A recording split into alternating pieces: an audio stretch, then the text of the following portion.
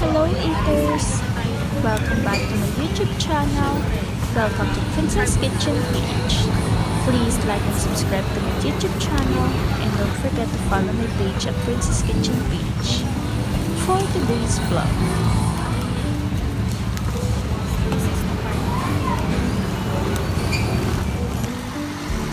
hey guys! Welcome back to my channel.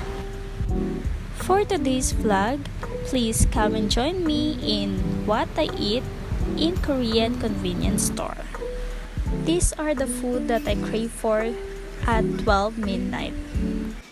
I don't really sure about the logic behind the 12 midnight thing, but it's just me or kayo din.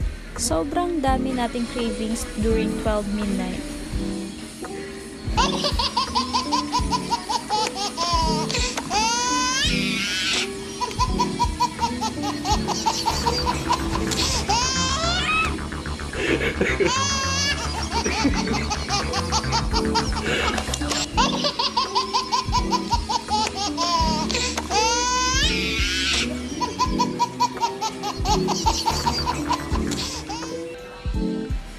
So for today, I was craving for a Korean food. I am really craving for spicy Korean noodles. Lagi ko kasi itong napapanood sa newsfeed ko, especially in Korea. At sobrang tagal ko na rin itong gustong gawin, kaya lang wala kasing malapit na convenience store dito sa amin. So finally guys, meron ng bagong bukas na Korean convenience store here at San Juan City. So guys, if you want to know where is the exact location, I will tell you in the end of this video. So just keep on watching.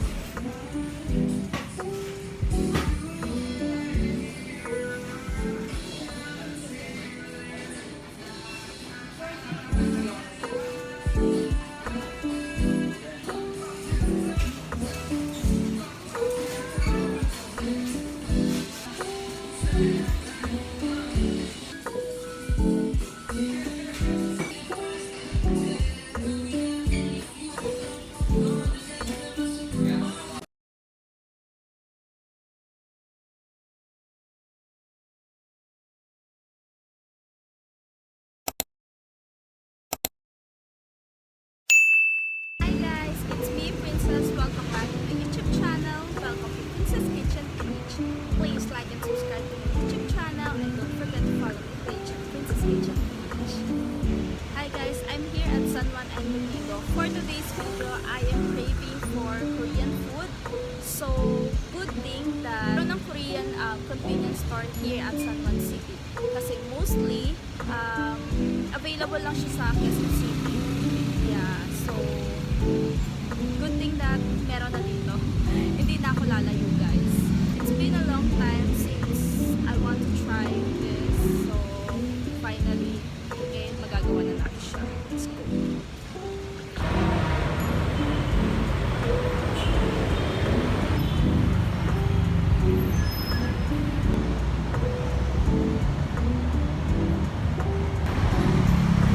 I am usually got home by 11 p.m.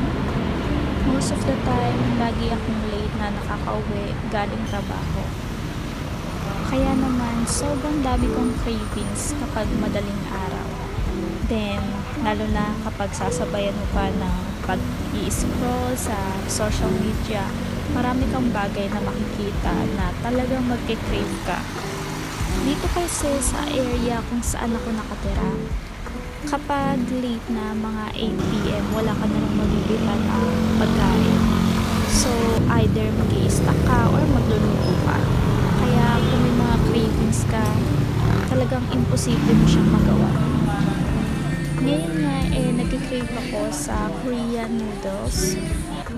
And merong bagong bukas dito sa Domingo, San Juan City.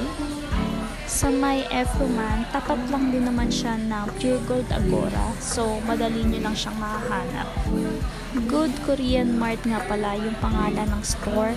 Then, 24 hours silang open. So, kahit anong oras ka mag-crave, makakakain ka dito. Isa sa mga nagustuhan kong motif dito, yung pwede kang pumili ng mga noodles na gusto mo. Then, pwede pang magluto dito. Tapos, yung mga drinks na lagi kong nakikita sa Korean convenience store, sa mga vlogs nila, sobrang naku-curious ako ano bang lasa kasi parang ang sarap nilang panoorin. Kompleto sila dito, magmula sa mga noodles, sa mga drinks. Meron din sila dito mga frozen goods like yung sausage, mushrooms, yung iba't ibang klase ng mga Korean skewers, meron din sila dito. Meron din sila dito ang mga Korean ice cream. Sobrang dami mong pwedeng pagpilian sa ice cream flavors. Meron din pala sila dito parang shabu-shabu station. If ever na gusto nyo magluto ng noodles na may sabaw. Kasi meron silang different kinds of meat. Then meron silang different kinds of balls na pwede mong itopping sa ramen.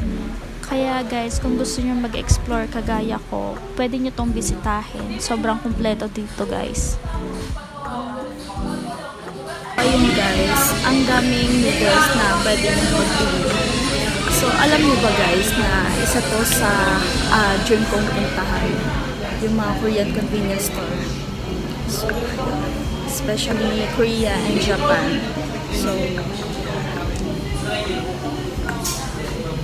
So meron din sila ditong drinks guys. And bukod sa mga products na ino-offer nila dito, no cooking charge, which is yun yung nagustuhan ko din sa kanila. Sa ibang shop kasi merong cooking charge. And lahat ng products dito is may prices. So kung nag-aalangan ka na bumili, pwede mong i-check yung prices. So, ayun guys, pili na tayo ng noodles. Syempre, carbonara duck. It's all-time favorite.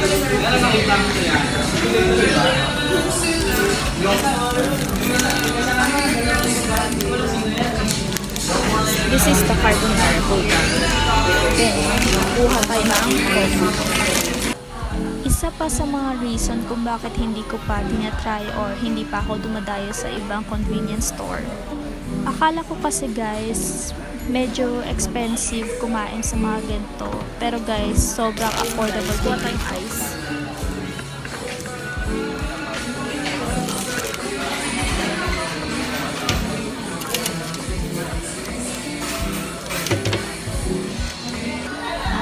Isa pa sa reason ko, yung mga convenience store na malapit sa akin, around QC pa. So, medyo malayo-layo pa rin siya.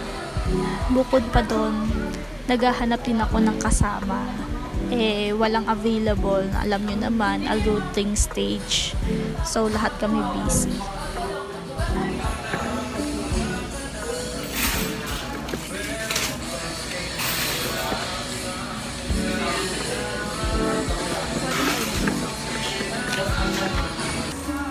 So, ito na nga yung mga binili ko.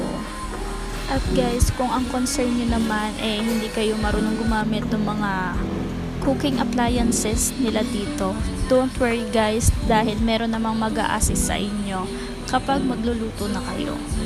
And kung may mga concern kayo, pwede naman kayo mag-ask ng assistance sa mga staff dito. Sobrang friendly nila guys. Ito si kuya, talagang tinutulungan niya akong mag-video guys. And throughout sa pagdadahin ko, talagang siya yung nag-aasikaso sa akin. Ito guys, tinuruan niya ako kung ano mga pipindutin. Kasi first time ko nga to. Share ko lang guys, then merong gustong magluto sa kabilang side ko. Then, tinuturuan niya ako kung saan ko pwedeng ilagay yung phone ko para makapag-video ko. Sobrang supportive ni kuya sa mga gusto kong gawin sa buhay. Then, nagtanong pa siya kung nagpa-vlog ba daw ako. Akala ko nung una guys, bawal mag-video sa loob. Tapos, ayun, nung sinabi kong oo, tinutulungan niya ako mag-video.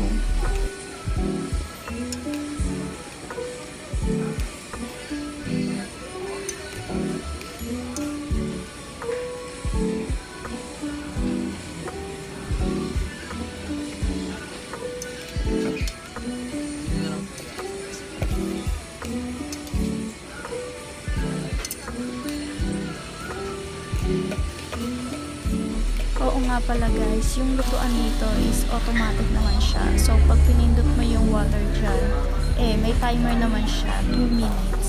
So after 2 minutes, automatic na siya na matatapos.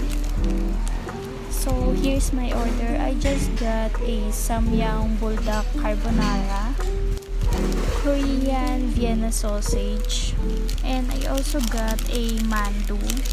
Correct me if I'm wrong. Hindi ko kasi makita yung pinakatag niya. Then, for extra, I got my hard-boiled egg and some cheese. For my drinks, I got a peach iced tea. Kumuha din pala ako ng seaweed guys. So, ayun guys, ire-ready ko lang yung food ko. Medyo naparami pa nga yung kuha ko dito ng food. Akala ko konti lang to. Pero sobrang busog na busog ako pagtapos. And guys, can you guess how much I spent for this food? I only spent less than 300 pesos for this food. And guys, this food is already good for 2 person. Kaya guys, kung may mga balak kayo dyan na kumain sa Korean convenience store, ako na yung nagsasabi sa inyo, ituloy mo na yung plano na yan. Kasi ako, natuloy na ako guys, kahit na wala akong kasama. I really enjoy eating outside alone these past few days. Feeling ko ito na nga talaga yung adulting stage guys, where you enjoy your own company. And guys, I will tell you this, eating outside alone is not boring. Sometimes eating outside will give you peace. And dito, mas makikilala mo yung sarili mo. Malalaman mo yung mga ayaw at gusto mo. At yung mga bagay na nai-enjoy mong gawin ng mag-isa. Kasi aminin natin, marami tayong mga plano na hindi natutuloy just because hindi pumayag yung mga niyayaya mo. Kahit na gusto mo siyang ituloy, gusto mo siyang gawin, or may gusto kong kainin, hindi mo na lang itutuloy kasi ayaw ng kasama mo. Simply because each individual have different interest in life, so you should respect that. Maaaring yung mga gusto mo hindi niya trip gawin, kaya huwag mo nang pilitin. Dito guys, i-video ko sana yung paglalagay ko ng drinks, kaya lang hindi pala nag-play yung video, so hindi ko siya naipakita sa inyo. Anyway guys, going back, here's our food. We have our samyang buldak noodles with slice of cheese and side of hard-boiled egg, Vienna sausage, and seaweeds. We also got a peach iced tea, which is so good. So, ano pang inaantay mo? Kain tayo guys! Sabayan nyo na rin akong kumain habang nanonood kayo nito at magluto na kayo ng pwede nyo lutuin. Dahil panigurado magugutom ka.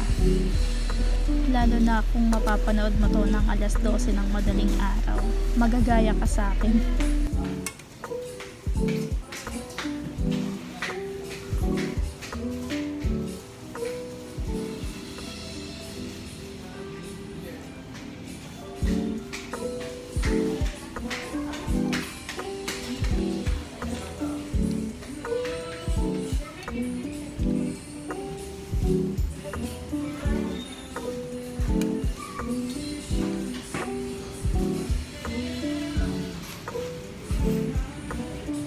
So, bibigyan ko kayo ng perfect bite, guys.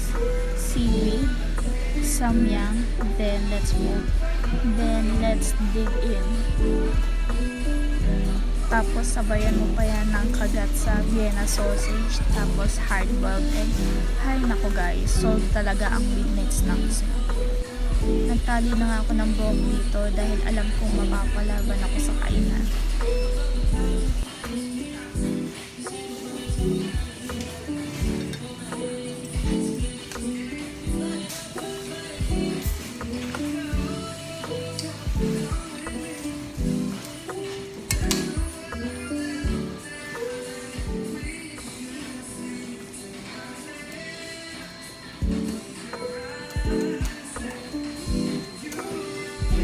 Sorry guys, hindi ko pala kayo na-tour ng maayos kasi medyo nahihiya pa akong mag-video sa public. So, ayun guys, dyan sa likod ko, yan pala yung condiments station. Then, nandyan yung mga different kinds of bowls for your shabu-shabu. Ano bang tawag dun guys? Basta noodles na may sabaw, then you can add bowls if you want. Ito pala guys, yung peach iced tea guys. Nagulat ako dito guys kasi sobrang sarap niya guys. Sobrang marirecommend ko to kapag nag-try kayo sa convenience store. Ito yung madalas kong makita na drinks sa mga Korean convenience store ASMR. Mahilig ako manood nun guys, lalo na sa madaling araw, kaya talagang cravings malala. No joke guys, sobrang sarap ng drinks nila. Mukhang mapapadalas ako dito guys sa store na to. Gusto ko naman itry yung noodles na may sabaw, yung may mga balls. Then gusto ko rin itry yung mga other drinks nila, yung naka-pouch. Ewan ko ba, gets niyo ba yung sinasabi ko? Then meron pa akong gustong itry yung mga frozen goods na naka-skewer. Sobrang curious ako doon kung ano bang lasa doon. Kasi meron doon mga fish cakes. Gusto ko siya i-try. Pero kung kagaya ko na gusto nyo mag-explore ng food, better na may kasama kayo para paghatian nyo yung mga food kasi sobrang dami. Itong Vienna sausage na to, maliit lang to guys, pero sobrang sarap nito. And sobrang siksik niya. Sobrang flavorful. Perfect combination talaga siya sa samyang guys. Kaya pala lagi ko siya nakikita sa mga cooking videos, yung mga nagluluto ng samyang. Try nyo din to guys. Yung lasa niya sobrang like expensive, ganun. Para siyang Hungarian sausage na maliit na version, pero mas masarap siya compared sa Hungarian sausage. Kapag pala may ganyang mga toppings like sausage, ganun, yung anghang na samyang, hindi mo na siya mararamdaman. And at the same time, nakaka-enjoy na siyang kainin.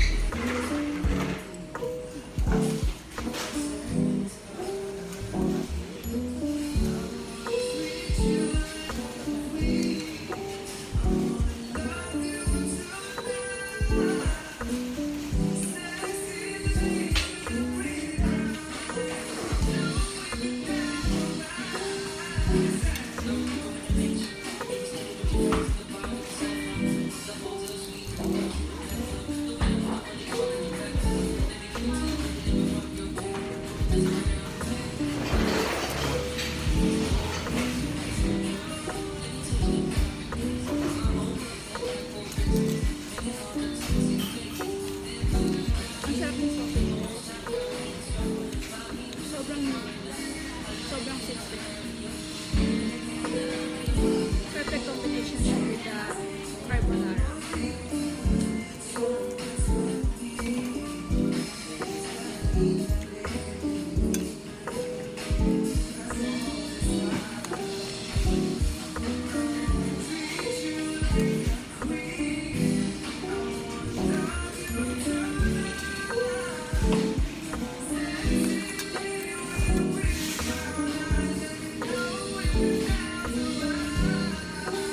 Try naman natin ito.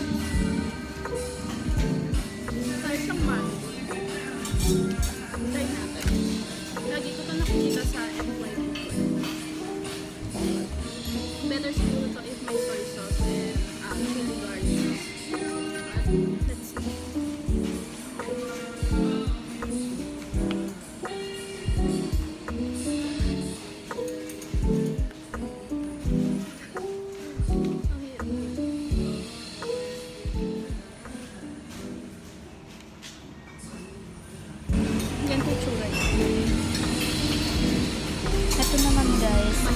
mandu ata ang tawag dito. Para siyang xiaolongbao pero wala siyang sauce. Lagi ko na nakikita sa FYP ko. So, kaya tinry ko na rin siya. Sadly, wala nga lang siyang sauce na kasama. Walang soy sauce, walang chili oil. Okay naman siya, pero nakukulangan ako sa lasa. I think better siya with soy sauce and chili oil. May vegetable sa loob. Yun.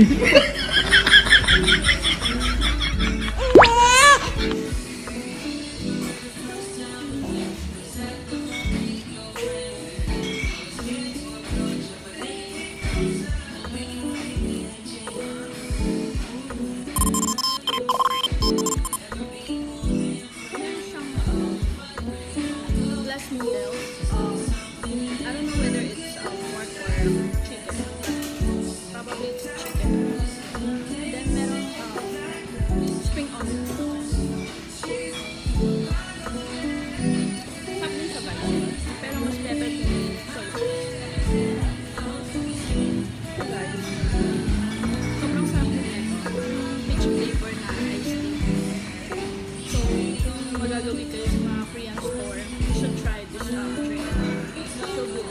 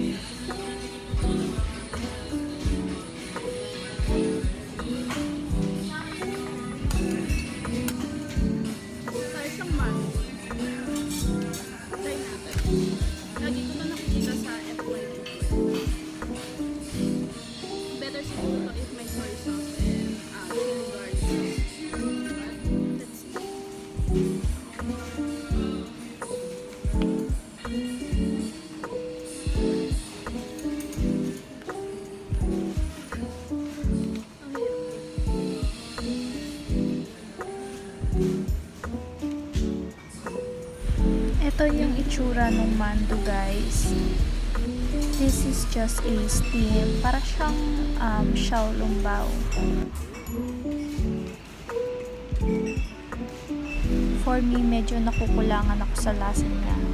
So, I think better siya with soy sauce and chili garlic sauce. I'm not really sure kung meron ba siyang kasamang dipping sauce. Pero wala kasing binigay. So, I think it is.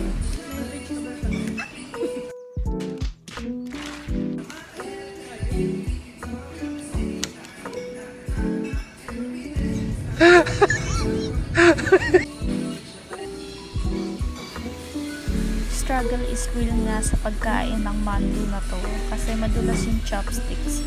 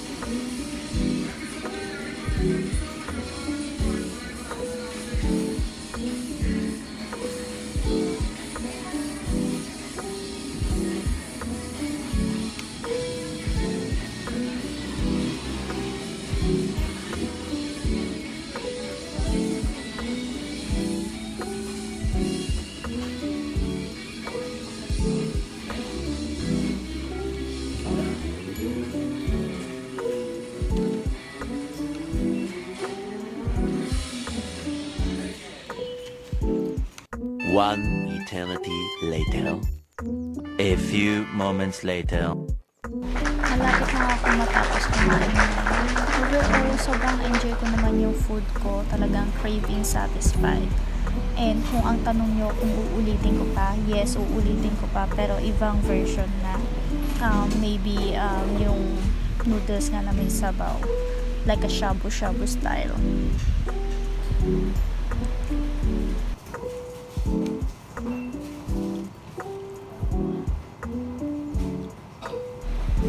Kung ang tanong nyo naman is worth of money ba? Yes, worth of money, sobra. Kasi nga ang daming variety na pwede mong pagpilian. At the same time, yung dining experience din. Napaka-accommodating ng mga staff, sobrang friendly, and lahat ng kailangan mo talagang ipoprovide nila. Which is yun yung best part ng dining experience na to. This vlog is like a dream come true for me because I am really want to try this so bad, and one of my bucket list is I want to visit in Japan just for the convenience store, and also same as Korea. It's also because of the convenience store and of course the food itself.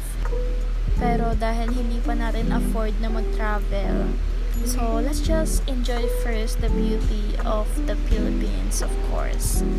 Anyway guys, this will be the end of our video. Please like and subscribe to my YouTube channel, and don't forget to like my page at Princess Kitchen page on Facebook.